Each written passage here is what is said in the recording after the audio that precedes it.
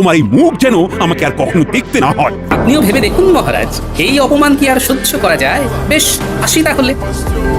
কিন্তু গোপাল তা কি বলে গেল? সে যা বলে বলুক মহারাজ, আসল কথা হলো দুষ্টু গরুর থেকে শূন্য গোয়াল অনেক ভালো।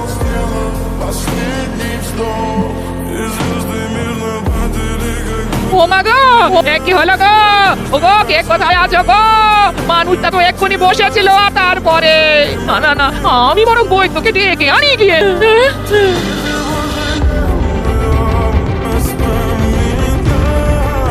বড্ড দেরি হয়ে গেছে। গোপাল জগতের মায়া ত্যাগ করেছে। আমার সে কি কথা গো? ও গো, আমার কি হবে? ও দাদু, দাদু, ওঠো না গো। ও দাদু, একবার চোখ খুলে দেখো না। ও দাদু, দাদু, দাদু গো। এই যে তোমরা যাও, একটা কাজ করো, মহারাজকে গিয়ে এই খবরটা দিয়ে এসো এক্ষুনি। কি ব্যবস্থা আমি করছি না হয়তো। কাল থেকে মনটা যেন কেমন আনচান আনচান করছে। কেন মহারাজ, আপনি কি কোনো ব্যাপারে চিন্তিত? চিন্তা না মানে, হ্যাঁ মানে চিন্তা তো একটা। আর চিন্তা করে কি হবে মহারাজ? যা হওয়ার তা তো হয়ে গেছে। গোপাল দাদু আর নেই মহারাজ। দাদু আমাদের ছেড়ে চলে গেছে। একবার শেষ দেখা দেখে আসবেন। কি শুনলাম আমি? গোপাল আর নেই? এমনটা তো একটুও ভাবতে পারিনি। আজ এই কি দুর্যোগ নেমে এলো এখানে।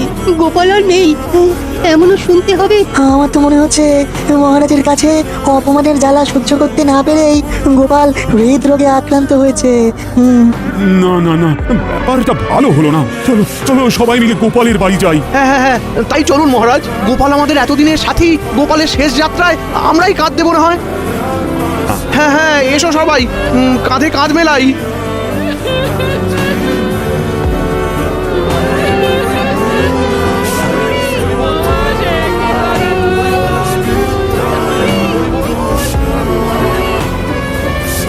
এই দৃশ্য কিনা শেষে আমাকে দেখতে হলো, কিন্তু তবু আমার খুব জানতে ইচ্ছে করছে, বাচ্চারা ঘুড়ি ভর্তি মোহর অলংকার সব ছড়াতে ছড়াতে যাচ্ছে কেন? আর গোপালের হাত দুটোই বা খাট থেকে বেরিয়ে দুদিকে ঝুলছে কেন? মহারাজ, আর একটা ব্যাপার কি আপনি লক্ষ্য করেছেন? কি বলতো? গোপালের দেহ কারা কাঁধে করে নিয়ে যাচ্ছে? হ্যাঁ হ্যাঁ, ওই তো মন্ত্রী, সেনাপতি, জ্যোতিষী আর পণ্ডিত। আসলে গোপালের এই শেষ যাত্রা আমাদের কিছু শিক্ষা দিয়ে যাচ্ছে মহারাজ। এই যে দেখুন, যারা গোপালকে সহ্য করতে পারতো না, এখন তাদেরই কাঁধে গোপাল যাচ্ছে। তার মানে শেষ পর্যন্ত কেউই কারোর শত্রু থাকে না, সবাই মান অভিমান ভুলে কাঁধে কাঁধ মিলিয়ে পার করে দেয়। তাই তো, এই দৃশ্য তো সেই কথাই বলছে। আর ওই যে মোহর আর অলংকার ছড়িয়ে যাচ্ছে, সেটাও বুঝিয়ে দেয় যে এই অর্থ সমৃদ্ধি সবই ফেলে একসময় চলে যেতে হবে। কি ভীষণ সত্যি।